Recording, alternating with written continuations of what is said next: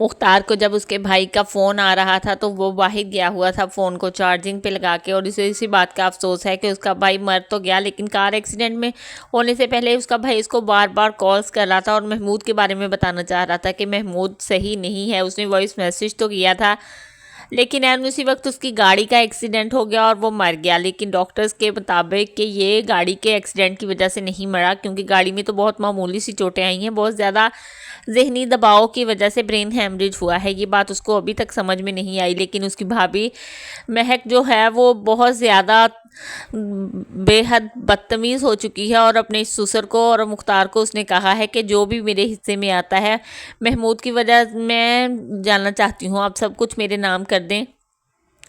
मुझे विरासत में या विरसा को जो भी कुछ मिलता है वो उसके नाम कर दें।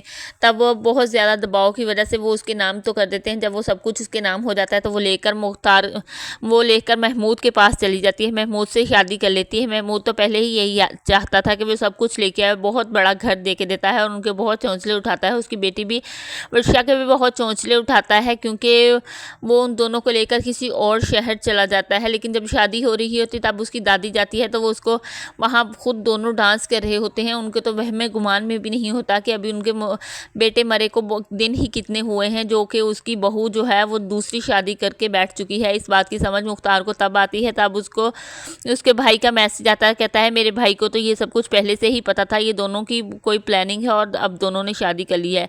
महक की माँ भी तो इस बात से राज़ी नहीं थी। उधर महक जो है वो महमूद के साथ बेइंतहा खुश है और अपनी ज़िंदगी गुजारने लगे हैं। उधर महमूद का भांजा जो है जिसकी बहुत सारी जायदाद ज़मीन छोड़ के गई हैं उसकी माँ के, तो उसने मरी हुए के अंगूठे साइन करवा लिए थे, अंगूठे लगवा लिए थे, अब सब कुछ लेके जा चुके हैं। और अपने भांजे को तो एक नौकर सर्वेंट के पास छोड़ दिया है और उसको कहा है कि इसको आज तुम्हारे साथ ही रहेगा, क्योंकि जब वो महक को लेके जाता है तब से ही कह देता है। अब बच्चे सब जवान हो चुके होते हैं। कुछ अर्से बाद दिखाते हैं वर्षा जो कि बहुत बदतमीज़ और नकचड़ी हो चुकी होती है। उधर वो उसके बड़े भाई का मुख्तार का बेटा भी बहुत समझदार और अच्छा दिखाया गया है। उसका भांजा भी महमूद का बहुत अच्छा दिखाया गया है। अब देखते हैं कि आगे नेक्स्ट क्या स्टोरी आती है। लेकिन अभी तो वर्षा को बहुत बदतमीज़ और उसकी माँ को भी बहुत